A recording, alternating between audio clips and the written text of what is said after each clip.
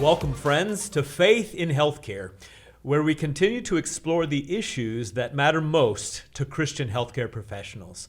So whether you're in healthcare, married, or otherwise connected to someone who is, or you're simply interested in how God is working through Christ followers in patient care and beyond, we're so glad that you're here. Around the world, and especially just across our northern border, in a little over a decade, we have seen a dramatic shift in how society thinks about suffering, autonomy, and the role of healthcare professionals. Since legalizing assisted suicide in 2016, Canada has recorded more than 100,000 assisted deaths, now making up roughly 5% of all their deaths.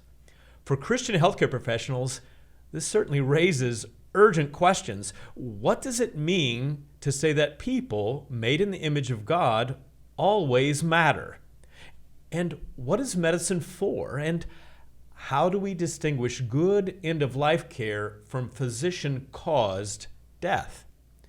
Well, to help us think through these issues, I've invited our Vice President of Advocacy and Bioethics, Dr. Lantz, to join me today. Brick works closely with our ethics committee at CMDA and helps our members navigate the growing pressures around the issue of assisted death. Together, we're joined by Dr. Ewan Goligher, who is Associate Professor of Medicine and Physiology at the University of Toronto and a critical care physician in the University Health Network. His research in acute lung failure has actually been published in the New England Journal of Medicine and in Lancet and in JAMA and other leading journals.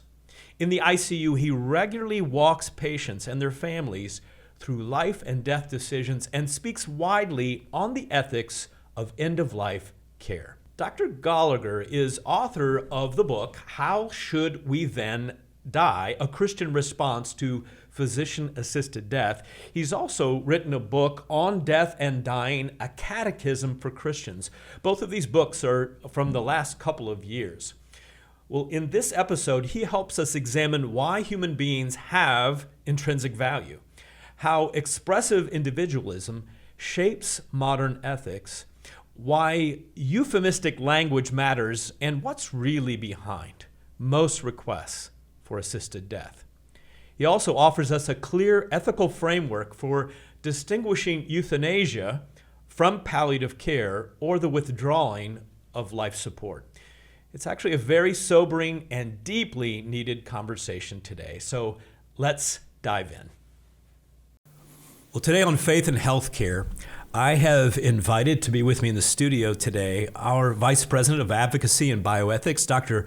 Lantz, who has just recently been honored by finishing his degree in bioethics from Trinity International University. So welcome to the program, Brick. Thank you, Mike. That was a labor of love the past 2 years. Wow. But you had to write a lot of papers. Well, I actually, it was extremely valuable. One, to learn how to write, learn how to speak, learn how to research. I mean, it was valuable from many perspectives, but enjoyable at the same time. Well, I'd like to ask you to introduce our guest today, because you and the chair of our bioethics committee and a former chair who's now on the board of trustees, within a space of 5 minutes, texted me after hearing our guest today speak at a bioethics conference, and I'm like, I have never had this kind of endorsement ever for a future plenary speaker. So why don't you go ahead and introduce our guest today? Oh yeah, it's my pleasure. And I'm sure our listeners, Mike, have the same concern as you and I do of what's happening in Canada. And just, briefly, there's now over 100,000 people that have been killed since 2016 legalizing assisted suicide. It accounts for 5% of their deaths now. But we were at the CBHD, that's the Center for Bioethics, Human Dignity Summer Conference and course. So I got to meet Dr. Gallagher, and he was one of our plenary speakers. And I will just say outright that God has gifted this man with the ability to speak truth well, but also speak it for the Lord. And that's why I came to you and said, we need to have this gentleman on the podcast. Well, welcome, Dr. Ewan Goligher, to Faith in Healthcare. It's a CMDA Matters podcast. So you come highly endorsed. So let's start off with some basics. Just could you tell us basically your faith story, how you came to claim Christ as your Savior? Yeah, thank you very much, Mike, for having me on. It's an honor to be here. I grew up in a Christian home. You know, the Lord's grace was at work from the beginning of my life. I grew up hearing the gospel. My father was a pastor, and I don't ever remember a day where I didn't know who Christ was and what he'd done for me. And gradually growing up and increasingly embracing that and making it my own faith. Grateful for the way the Lord's been at work. I was baptized when I was 16, and by God's grace, He's preserved my faith since that time through university and medical school and professional life and so on. So yeah, So the never, Lord's been never very faithful. challenged to deconstruct that faith along that process, I guess, or maybe you were challenged along the way. I mean, challenge for sure. I never felt the need to engage in a deep deconstruction. To be honest with you, Christianity's always just made a lot of sense to me. But of course, that involves taking the time to think hard, to understand the arguments for the faith once received, that have been made down through the centuries. But as Christians, we have a tremendous tradition that we draw on of reflection through the ages about the kind of fundamental problems, the problem of evil, all the kinds of things that sort of challenge our faith along the way. But secularism never seemed particularly attractive or compelling to me, and that's obviously ultimately the grace of God. But so no major deconstruction process, but for sure wrestling and facing all the usual challenges. Well, Brick, Dr. Gallagher's written a book, and one should tell our listeners about the book. And let's get into this and start talking about assisted suicide. Well, the book does have a great title, very catchy title, but How Should We Then Die? A Christian Response to Physician-Assisted Death. And so that will be our topic today. And Dr. Gallagher, on page 25 of your book, How Should We Then Die? You state, quote, "Everyone agrees that people matter," end quote. Now, when I teach students, which I have the opportunity to do, I ask the question, are human beings intrinsically valuable, or does their worth depend on their ability to contribute to society? Now, it's interesting. I do get a mixed response, but I would still say in the United States, the majority of students, no matter what their faith or non-faith is, they do agree that human beings have some intrinsic worth. So my question for you, did this idea of human worth come from Christianity or somewhere else? And does really everyone agree with that in today's culture? Yeah, and this is a really important question because it kind of has to do with how we approach conversations about ethics in the public square. I had to really wrestle with this when I first started grappling with the issue of assisted death, when it sort of really entered the public conversation in Canada around 2013, 2014. Up until that point, going through med school, residency, critical care training, the kinds of major ethical dilemmas that Christians face in the practice of medicine, issues like abortion, for example, just hadn't really touched on my professional life. And so I'd never really had to engage with ethics. But all of a sudden, there's this huge sea change going on around me where everybody's changing their mind about this issue. And they're saying, well, this is the new, patient-centered thing to do. How do you say no to being involved, not supporting? How do you defend conscientious objection? And so I think it's a really important issue. Where I've landed, and yeah, I think you'll see a bit of difference among Christians about this, is that ultimately the knowledge about the fact that we matter is built into human nature at creation. That it's something actually that because we're made in the image of God, because we're rational beings, because we have the capacity to understand and appreciate value and to see the beauty in other people, I think we know by nature that people matter. And so we can use that as a premise, a starting point. Now, ultimately, of course, Christianity helps us to understand why people matter. Christianity helps us to understand the human story, the fact that we're made in the image of God, we're creatures beloved by God and made and created in a special way, so that we can make sense of the fact that we matter.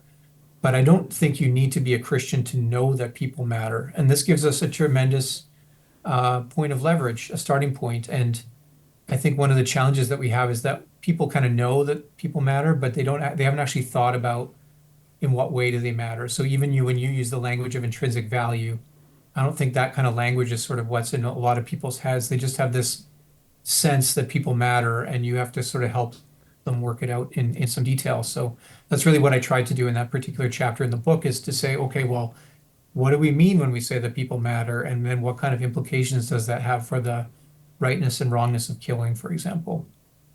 Well, Dr. Gallagher, another thing that matters that Brick and I have been talking about a lot this week, as we've been around here at the headquarters, is language. And I shared with Brick that there's a lot of language out there that we do not appreciate. And it seems to me, maybe it's my bias, but that as Christians, we succumb so quickly to accepting the party line, as healthcare professionals especially. And there's a lot of terminology here in this arena of assisted suicide. And your subtitle of your book is, physician-assisted death. And while that's not the same as medical assistance in dying, it still is like, wait a second, aren't we all assisting patients through their deaths, no matter whether before Canada passed your laws and here in the States? So. And the other issue is that we're pushing here at CMDA is we're not gender affirmation care. Another one of those things. We just accept that instead of saying no. That's bad stuff. So talk to us about the language and why you've settled on physician-assisted death. Yeah, I totally agree with you. And to be honest with you, this is something I feel like I personally am growing in wisdom about, just the significance of language, because it's easy to blow words off as games and say, well, it doesn't matter what you call it, it's clearly bad. But the truth is that language becomes a very powerful means of making something acceptable that otherwise might not be. And I think you're absolutely right. There's a reason why they don't call this physician-hastened death or physician-induced death, or, doctor mercy killing, was even a term that used to be used. Right. Because they just recognize those things have negative connotations. And, those who are on the other side of these issues are masters of leveraging language. Sure, they are. To advance their ends. And I think that we can learn from them and be strategic for sure. So in fact, throughout the book, I try to use the term euthanasia as much as I can, and because I like the way that term at least sort of is associated with this idea of intentional ending of life. But one of the complexities is that, there's physician-assisted suicide and there's euthanasia. Practically, they're somewhat different practices, although I think morally and ethically they're equivalent.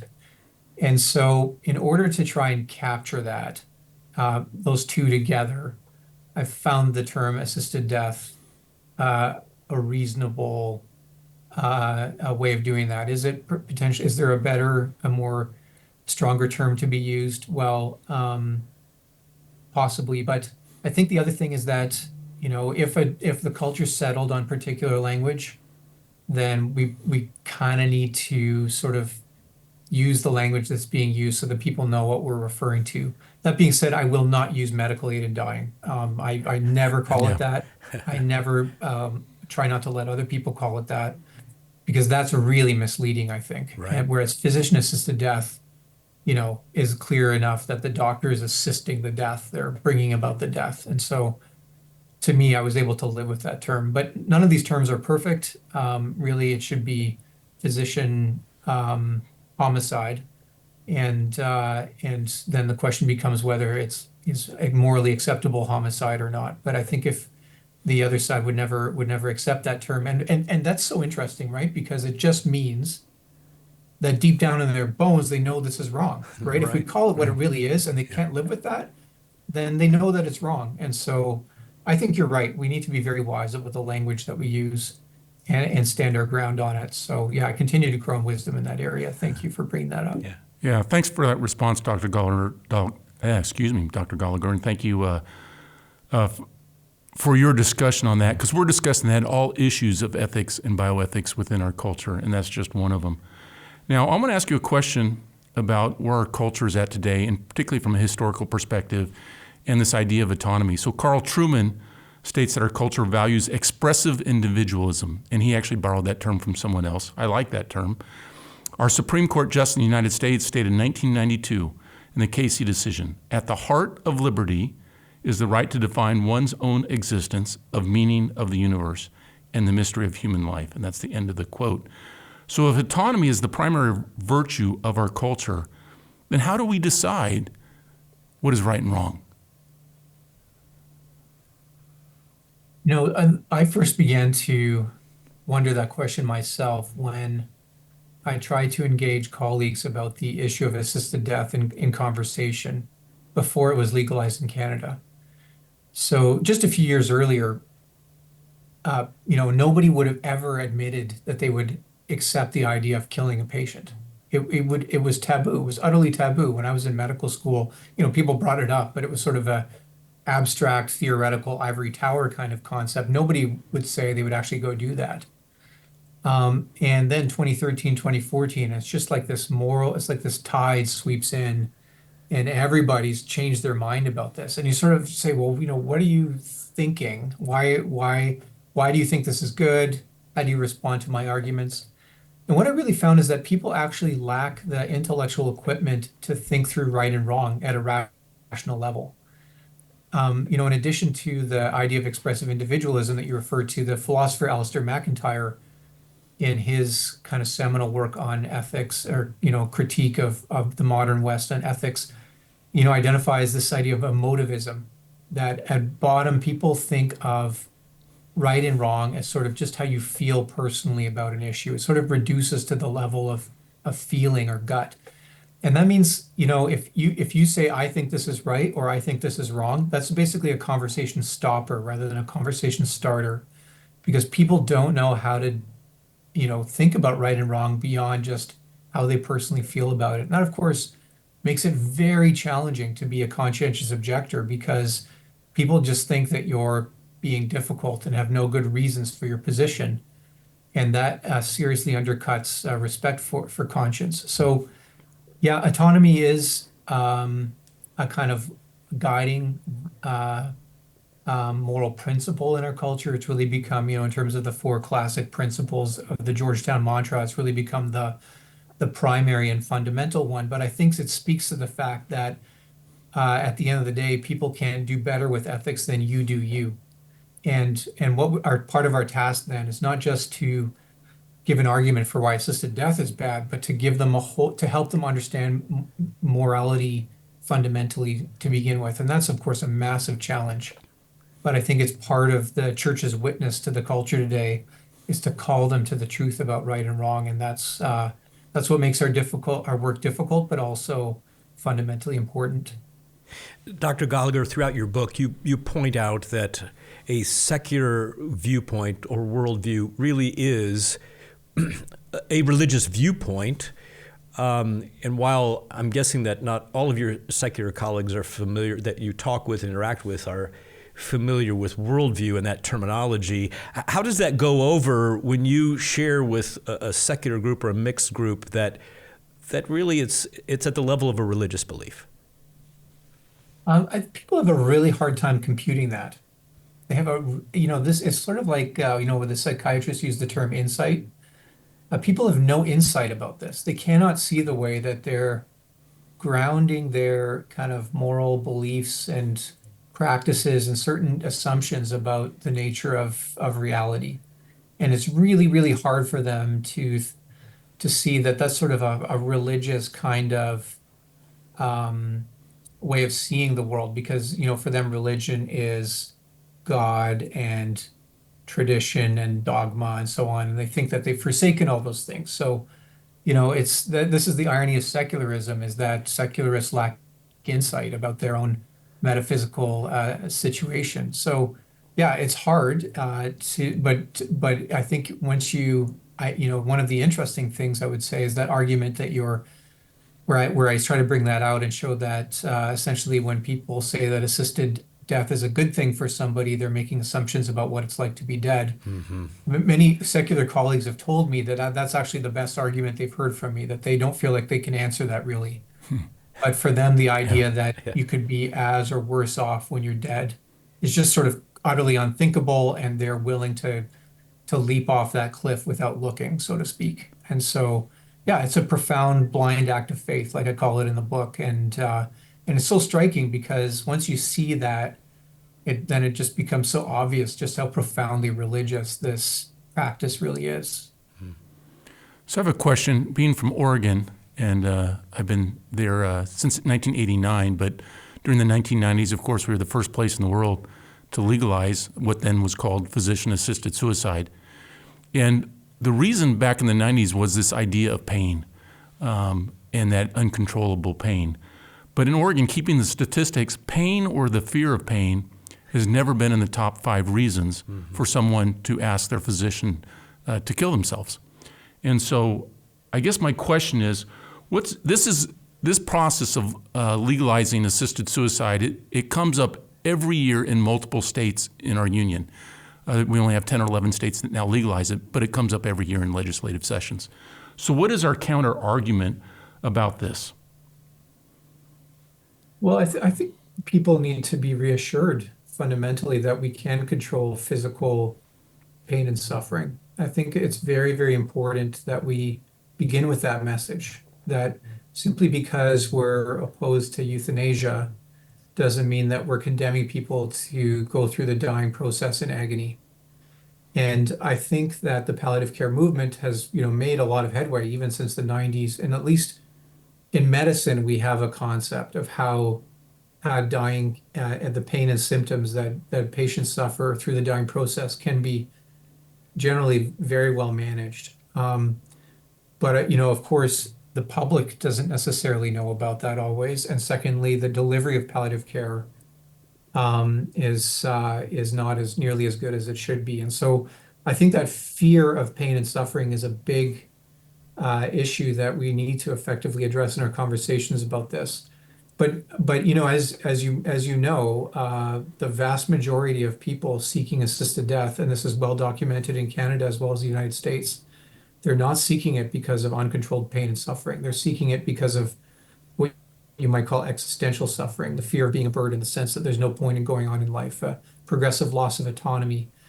And that's real suffering. That's profound suffering that needs to be addressed. But it's not really a medical problem. It's actually a spiritual problem. And so really what you're seeing is assisted death is a medical solution to a spiritual problem, and therefore not really the right remedy. And so I think our counter argument has to be that we can help people flourish even through the dying process, and B, understand that the data shows that that's not actually why people want assisted death. They want assisted death because life has become absurd to them.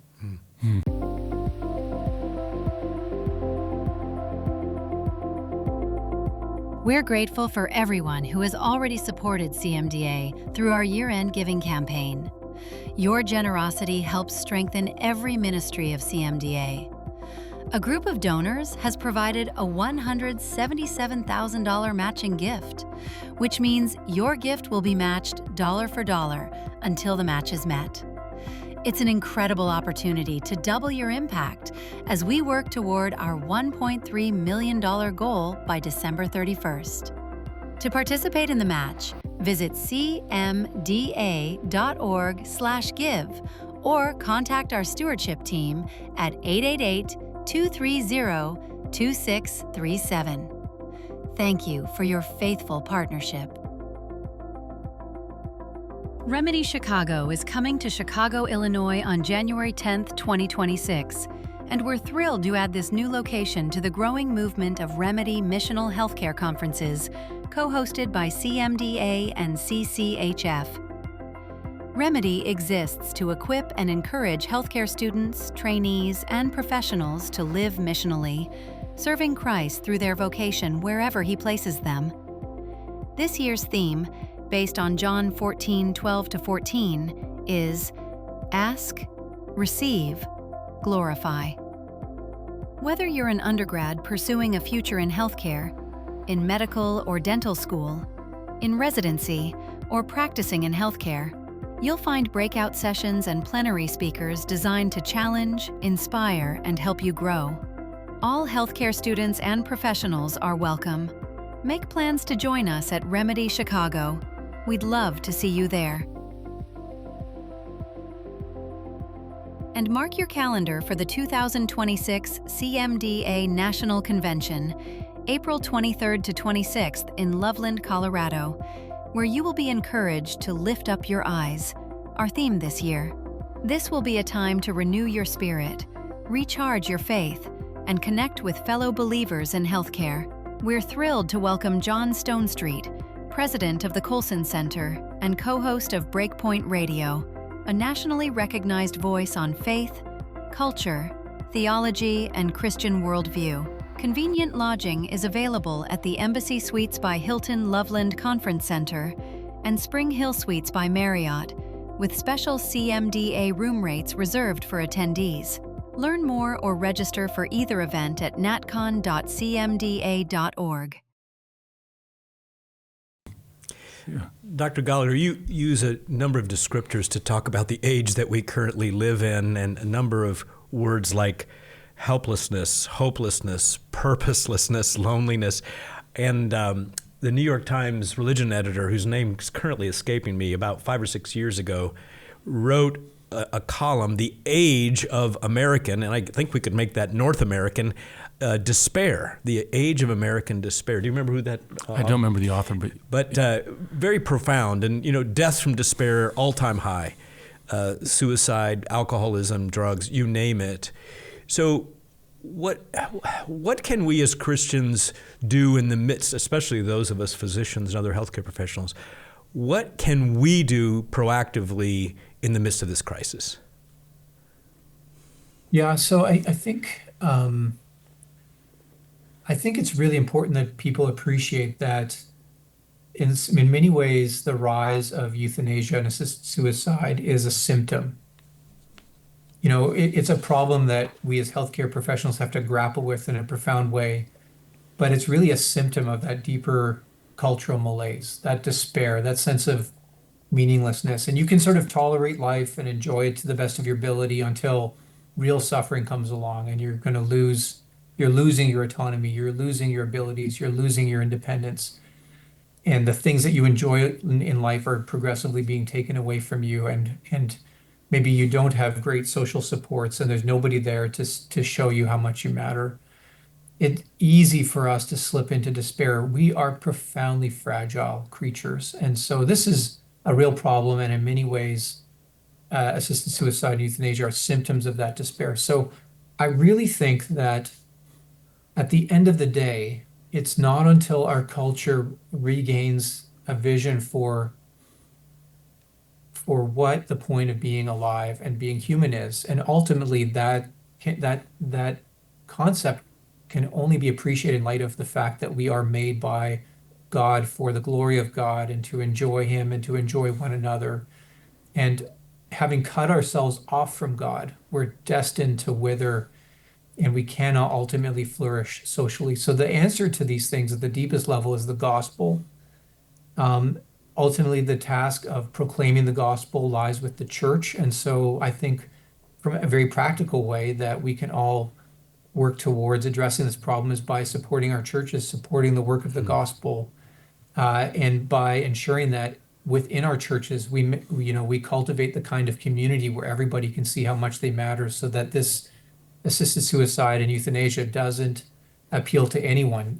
But I think in many ways, the church is the real solution, the growth of the church and the kingdom through it.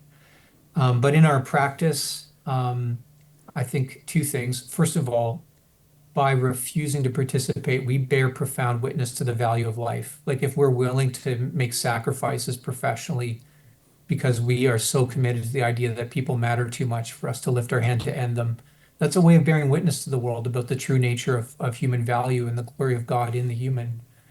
And secondly, I think, of course, where opportunities arise, where we have appropriate relationships with patients, where patients open up the opportunity to talk about the deep questions of life, we want to be ready to share the gospel in a clear and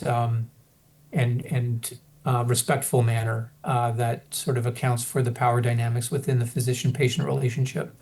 So to me, that really is the solution. This is, like I said before, this is a symptom of a deep spiritual problem more than of a medical problem. And so the remedy lies at the spiritual level. I think a big part of it, of course, too, is restoring the ethos of medicine as something that doesn't merely exist to fulfill desires and empower preferences, but as something that has a genuine good to offer people in terms of their bodily flourishing.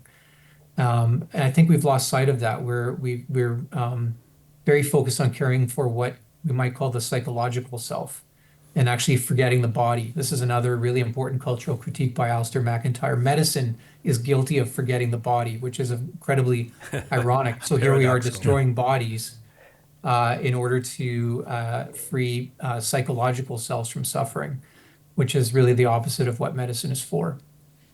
Yeah, I appreciate that, and I could not agree more. And I think the church needs to help the healthcare professional, but I think the healthcare professional needs to help the church. I think this is a symbiotic relationship together, because it is a battle, and I think it'll be, my personal feeling is it's going to be a battle until Christ returns. So kind of on this idea of the vulnerable population, and I want to talk a little bit about the slippery slope. It appears that people will say the slippery slope doesn't exist, but if you look at Canada, of course, the numbers rise every year. You try to expand it. You're trying to expand it now to children. You've expanded it to those that have disabled either mentally or physically without any end of life in the near future. So it seems like the slippery slope is real. But my question on that is the nature of vulnerability. You talk about that in your book, Independency.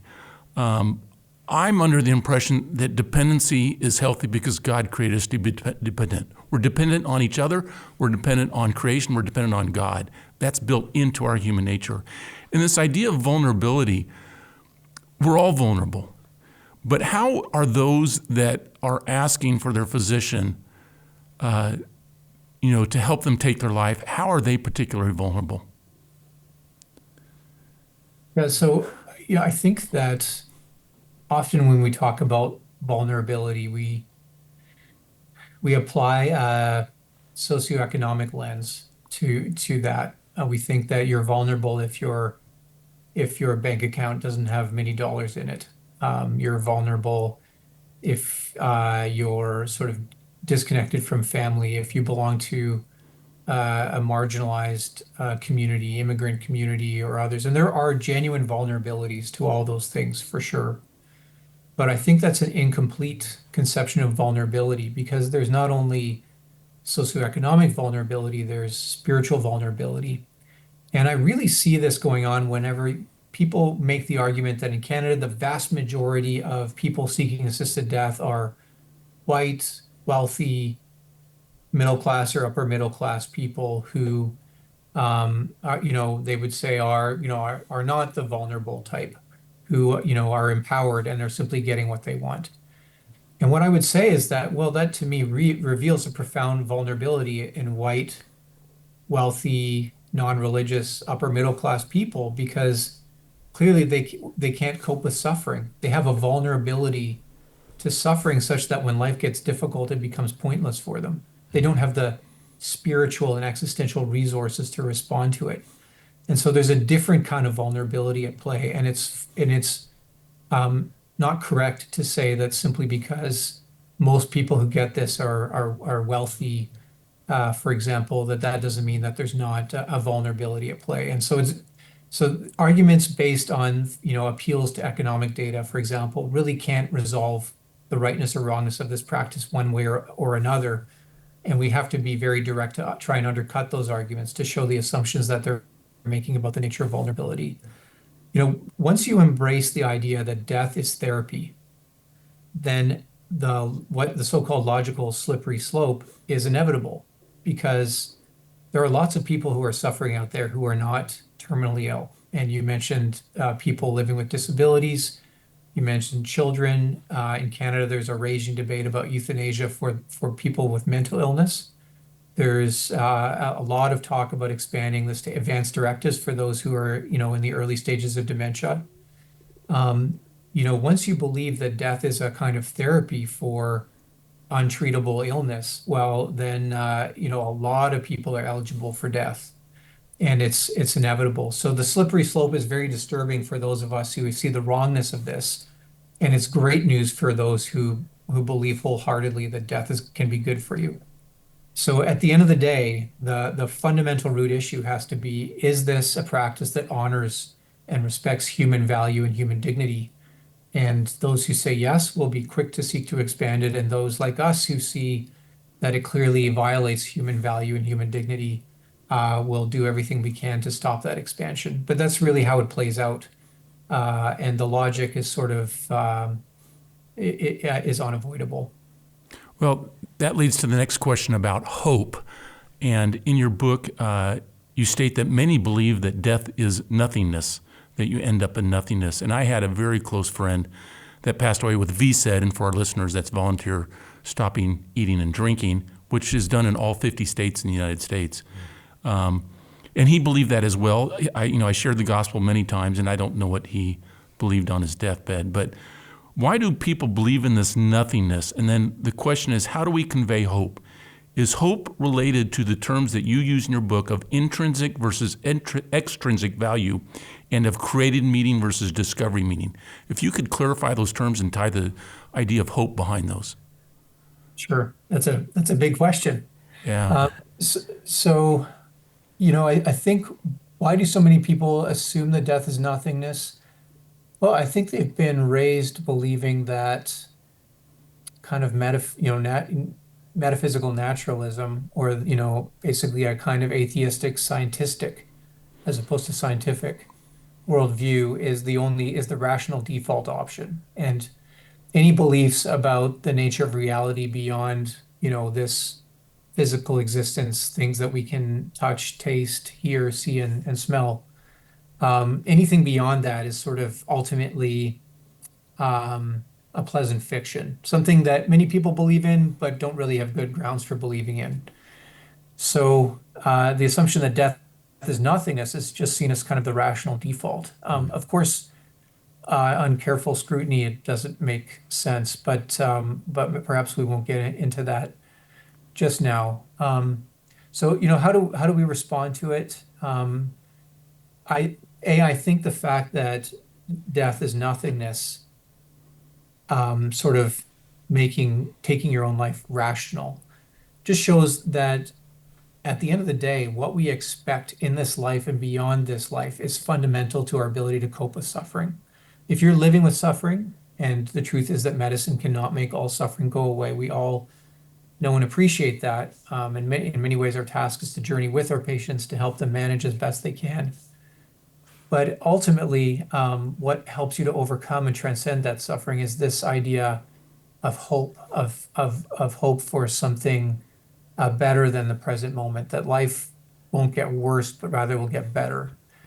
And I think that's what really we offer people in the gospel. Not always necessarily hope for this life, not always a cure in this life, but the promise that because Jesus has died and risen from the dead, we too will be raised bodily to perfect glorified bodies, and all of the ailments and weakness and pain and difficulty that troubles us here and now will be gone forever. And one day we'll feel like a distant dream that seems so unreal. And it's that kind of hope that empowers you to go on life, to persevere in suffering, and also the hope that the Lord is with you, that he'll never leave you nor forsake you, and the hope that even in the midst of your pain, by patiently enduring it, you can glorify him and honor him and enjoy him and still be a blessing to the people around you. All of those things, I think, fuel hope that enables perseverance. So what does that have to do with extrinsic versus intrinsic value, and with discovered versus created meaning?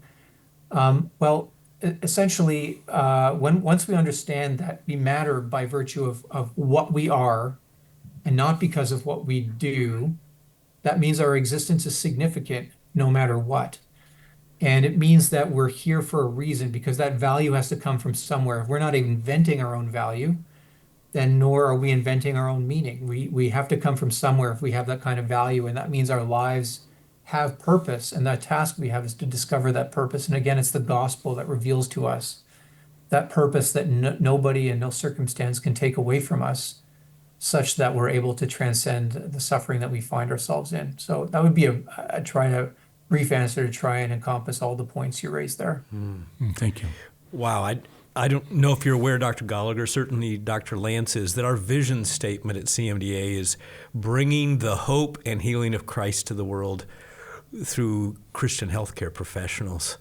So you've so eloquently, I wish I could repeat back multiple times in all the venues where I go exactly what you just shared, and living with hope. And if we don't bring our faith to work, are we really bringing hope, true hope, to our professions? This is a basic question, but I think an important one. Maybe we should have started with this, but can you distinguish between the terms palliative care, terminal sedation, and withholding and withdrawing life support? Because I think those are really important here for this discussion.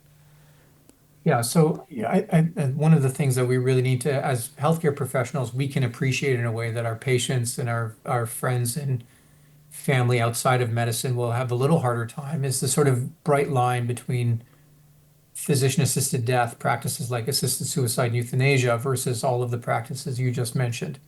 And the critical bright line really has to do with the fact that the question of whether or not you're deliberately trying to bring about death. Are you seeking to intentionally cause death or not? So in palliative care, where we try to control and alleviate pain and symptoms as people journey towards death, at no point are we acting in a way that tries to bring about the death of the patient. We're seeking the health of the patient, trying to help their body work as well as it can, even while it's in the dying process. Terminal sedation is, a more challenging area where the issue of intention really becomes sharpened a lot, because there are times where patients are in such uncontrolled distress or agony that the only way to really ultimately effectively control that suffering is through sedating the patient and keeping them continuously sedated. I've had to do that a number of times in the ICU. But again, at no point am I doing that in order to try to cause the death of the patient. And the dosing and of the infusion rates of the sedation are not calibrated to accelerate death. They're calibrated to relieve that distress. And again, even with withholding or withdrawing life-sustaining measures, we're not doing that because we're trying to bring about the patient's death. We are doing that because we're recognizing that those would be futile and ineffective therapies if their purpose is to restore physical function or to maintain homeostasis while we await healing, and they don't actually offer that possibility of healing. Well, then they're futile, and it doesn't make sense to continue them. Many people find withdrawing life support sort of a really thorny issue. They feel like and a lot of my ICU colleagues would say, for example, well, we're already taking people off of life support. We're already essentially killing them. So what's the difference? And maybe I'll get into the details here a little bit more because we have a healthcare audience. And the thing that I would point out is that for a patient to die when they're on life support, taking them off of life support is a necessary but insufficient condition for them to die. They don't die just because you take them off of life support. They die because they have an underlying fatal illness that takes their life, whether advanced respiratory failure, et cetera, et cetera. Whereas when you perform euthanasia, that injection is the sufficient cause of the patient's death. And so we can really get into the moral, philosophical nuances here, but that's a critical point, is that taking people off life support is not a sufficient condition for death. And that's why it doesn't necessarily entail intentionally trying to cause the patient's death. I've taken people off of life support many, many times after extensive discussions with their family. At no point have I ever been doing that deliberately in order to render the patient dead.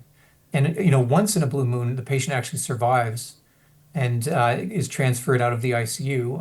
And we don't call that a failure of discontinuation of life-sustaining measures. So we really have to think carefully and critically, and this is where really thoughtful Christian ethicists become really valuable in helping us to sharpen our concepts.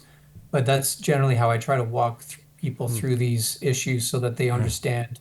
That's very helpful. How we're able to maintain that bright line. I like that term, the sufficient cause. So that's a helpful and I wonder term. if that's not the answer. At least it could be an answer to the terminology. Right. I've not thought about it before, but physician caused death, physician caused dying, among others, or advanced dying as being, because it truly is what it is, and hopefully that's not offensive. So offensive the other side, they would never use it. Yeah. Well, I can tell you for sure they'll never use it. They'll never. Well, I defer to your experience for sure. I mean, I know the palliative care community, there were many palliative care physicians early on in Canada who were very opposed to assisted death because they really didn't want to get palliative care and euthanasia mixed together in Canada. And sadly, that's sort of evolved that way. But one of the things that they tried to do was to say everyone should call this physician hastened death because that speaks to that causation. But there was a lot of pushback on using that because again, the semantics actually become really important. Yeah, and we succumb, as I said. Well, let me finish up with this question, and then Brick, I'd like you to be thinking about resources that we have available at CMDA. I have one more question after yours. Okay. All right. Well, we Christians live with paradox, and then Brick can have one more shot at you. We live with paradox, and the Apostle Paul stated that to die is gain. So, boy, probably a half an hour answer to this question, but you're going to have to be brief. How is there a way to die well? Yeah. Isn't that a wonderful reality or irony that as Christians, we have so much to look forward to in dying, and yet we refuse to take our hands to lift our lives? I think it's just one way in which our faith is so interesting and rich. And it really just has to do with the fact, like Paul goes on to say, to depart and be with the Lord is far better, but I remain here because it's needful. Mm-hmm. And we understand that we have discovered meaning. We have real meaning, objective meaning, and purpose. And it's needful for us to be here as long as we're here. And ultimately, it's the Lord who decides when our existence is no longer needful and our life is in his hands. And so we joyfully persevere in suffering because it's good for others that we remain and because it's needful for us to be here. And so we have such profound, meaningful existence, even in this life, that although the next one offers us such eternal rewards, we patiently wait for it because it's needful for us to be here. So my next question, I think, is a very practical question here in the United States. As I said, some states have legalized physician-assisted suicide or physician causation of death. How about that? Versus those states that do not. And you're in critical care practice, so you swim in this world. You deal with death on a very regular basis. But you and we both practice in a medical community. We practice with our colleagues. And so my question is the doctor-patient relationship, is it being altered or changed, particularly over this past decade in Canada with this legalization of physician causing death? Yeah, I appreciate the opportunity to reflect on this. One thing I would say, first of all, is that although I'm on a very different place on this issue than my colleagues, it's so interesting that still I can see, and we might call this common grace or the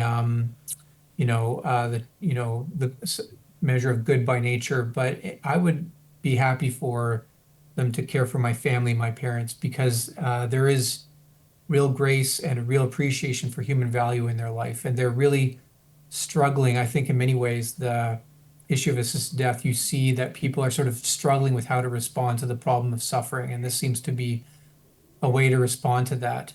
And I think the other thing that physicians are all struggling with is the way in which medicine is being pushed towards a provider service model. Yeah. And this is an example of that. Euthanasia, basically the patient decides whether or not it's good for them to be dead. The doctor has no authority. The criteria for dying are written by lawyers, not doctors.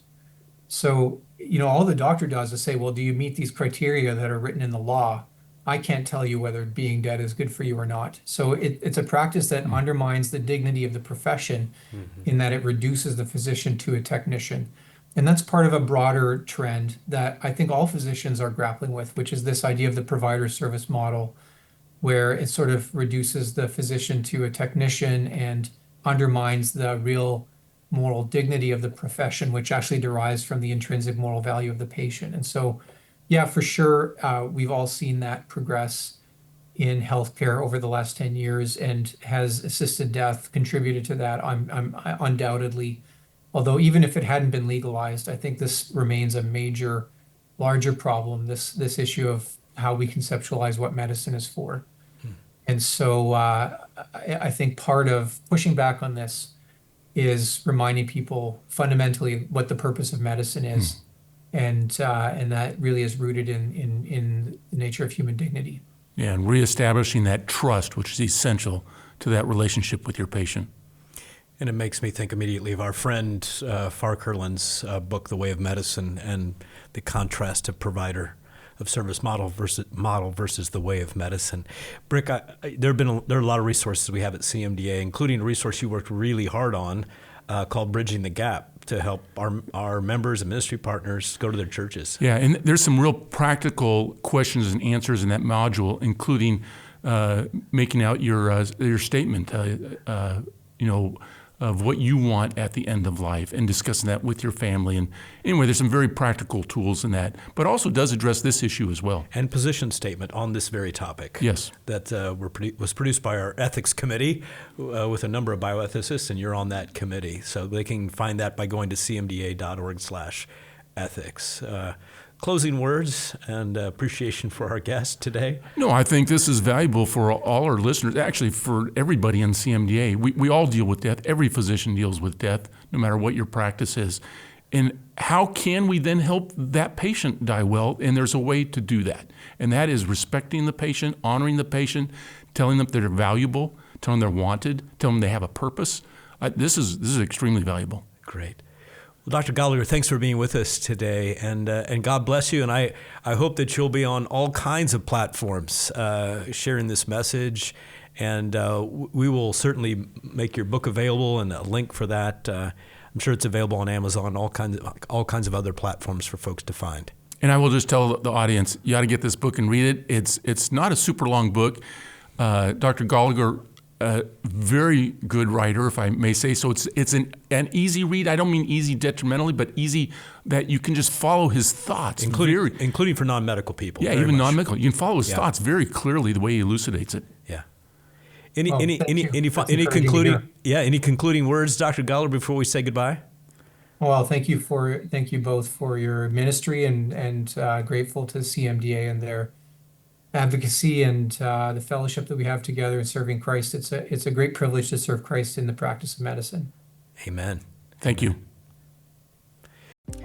Many thanks again to Dr. Ewan Goligher for joining us today, and to our Vice President of Advocacy and Bioethics, Dr. Brick Lantz, for co-hosting our conversation. As we've heard, physician-assisted death is not just another medical procedure. It emerges from a deeper cultural story about autonomy and suffering, and what it means for a life to have value. Once a society begins to view death as a form of therapy, the so-called slippery slope isn't a scare tactic. It actually becomes the logical next step. Dr. Gallagher reminded us that every single person bears the image of our God and has intrinsic worth that doesn't depend upon independence or their productivity. He helped us see how secularism often functions like a competing religion, how euphemistic language can mask physician-caused death, and how most requests for euthanasia actually arise less from physical pain and more from spiritual and existential vulnerability. An age of loneliness and despair and fear of being a burden. He also drew for us a crucial ethical line between good end-of-life care and the intentional act of ending a patient's life, calling us as Christian healthcare professionals to bear faithful witness in a culture marked by despair. Well, if this episode encouraged you or helped you think more deeply about these issues, please share it with a colleague, a student, or a friend, and be sure to follow Faith in Healthcare on your favorite podcast platform and on social media so that you can stay connected. If you're not yet part of this growing community, we'd love to welcome you to CMDA. We're here to help you walk faithfully and to equip you in your training years, your years of practice, and even beyond. You can visit cmda.org/join and become part of a movement of Christ followers who are transforming healthcare through the love of our great physician. Next week, I'll be joined by Dr. Bill Griffin, and we're going to speak with Dr. Andre Mickle. He's a tenured endodontics professor at Case Western Reserve University, who sees his academic clinic as his own mission field.